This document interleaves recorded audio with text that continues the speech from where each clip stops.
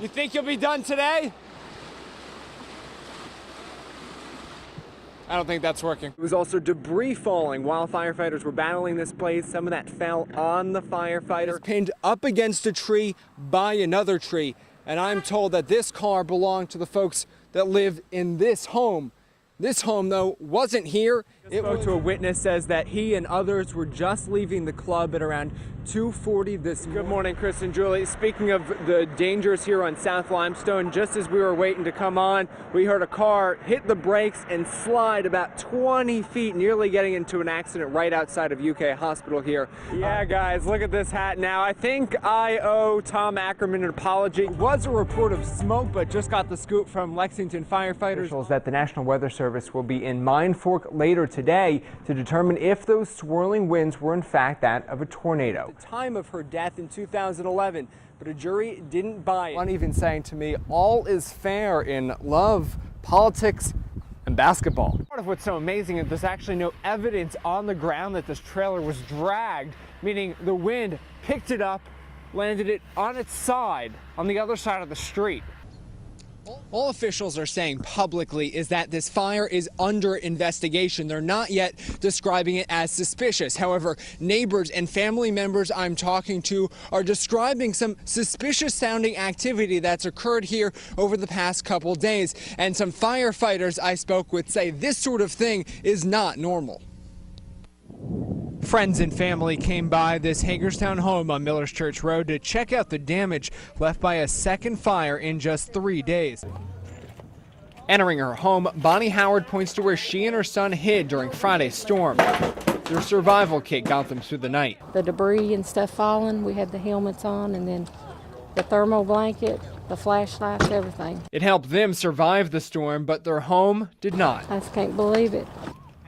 Today, members of her family's church in Paintsville came to help. Like all the blocks that we can salvage is right here.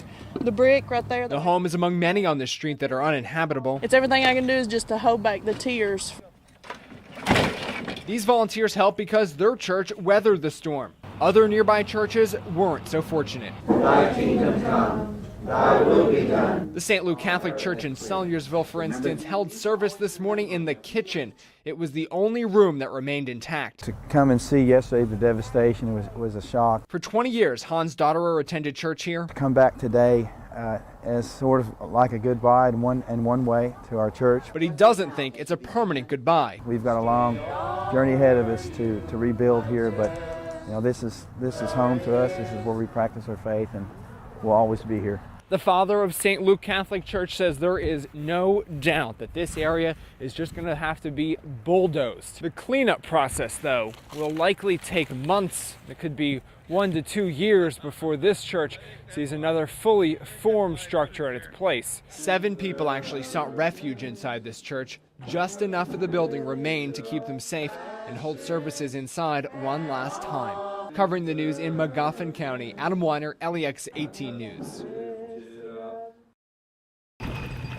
On a windy afternoon, Marie Hellard visits her nephew's flag at Healing Field in Anderson County. Corporal Timothy Dale Lewis was an awesome young man, 21 years old, full of life, vibrant, unique, who gave his life during service to his country. So when she learned of a recent theft of 2 flags here, she was deeply troubled. This place it's not holy ground, but in a sense, to those who have lost loved ones in wars, it is a near holy ground for us. Denise Robinson agrees. She came today to visit her cousin's flag. I think who in their right mind would want to desecrate this land here? Because to me, this is sacred.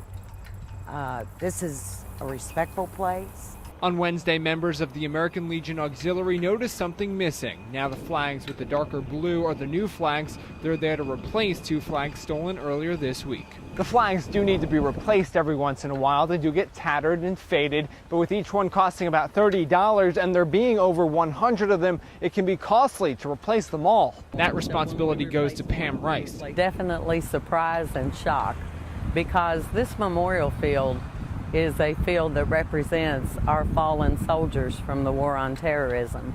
And for someone to steal something or desecrate it in any way whatsoever is just heartbreaking. Heartbreaking for all of them. Covering the news in Anderson County, I'm Adam Weiner, LEX 18 News. T-shirt So it just continues to mushroom. after T-shirt Helping my buddy Eddie here try to get them all done. after T-shirt. Over 2,000 in all. We're rushed trying to get all the shirts done and all the packets done for all the runners. Russell County's Sarah Hart was murdered while jogging this past June. The run is in her memory. The number of participants continues to go up. I know that everybody's behind the family and they're uplifting us and holding us up through all this tragedy. And so I just praise the Lord that I have a community like this. The money made is going to a scholarship in Hart's name, and that scholarship just got a whole lot bigger thanks to a phone call from Wendell Roberts' alma mater. But he says, we would like to come on board as a sponsor, but a sponsor for the race in a very special way. Kentucky Christian University says if the recipient of the Sarah Hart Scholarship wants to go to KCU, they will match the scholarship amount.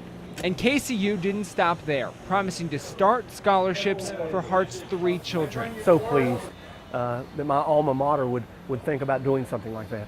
Covering the news in Russell County, Adam Weiner, LEX 18 News.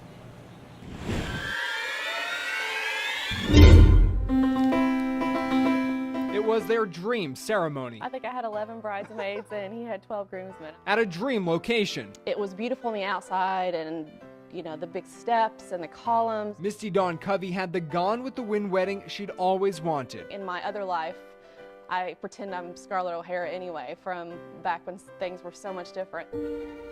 But she also wanted to see inside the mansion. We were originally told we couldn't get in there. But the rules were bent just this one time. We took advantage of it and it's just beautiful inside, but had no idea what we would end up with in our photos. Until the photographer called. He was really creeped out. At first, I was very kind of, oh my goodness, what is that? And the more I thought about it, it was sort of like, who is that?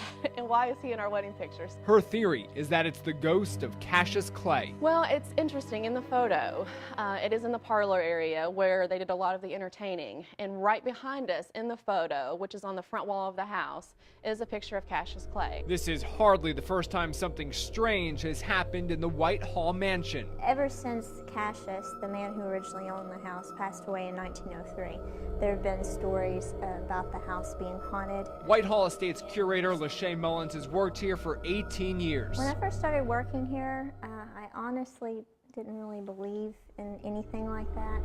But I've had enough experiences here that make me kind of lean more toward the other direction. Too many mysterious things have happened in this building. A hand kind of came up on the back banister there, seeing lights and things like that in the house. For her to rule out the supernatural. And that includes this shape on the wall. Of course, there is another explanation. There are prisms all over this room, in addition to a chandelier that certainly could have created a reflection that ended up as the image we see on the wall in the photo. That's Mullins' theory, but she admits it can be a strange place. Well, the number one question is this place haunted? Even Misty Dawn Covey says she's skeptical of everyday ghost tales. But when it shows up in pictures and there's not really a way to explain, I'm very open-minded to think, you know, what if? You know, instead of saying definitely not, what, you know, why not? In Madison County, for Mystery Monday, Adam Weiner, LEX 18 News.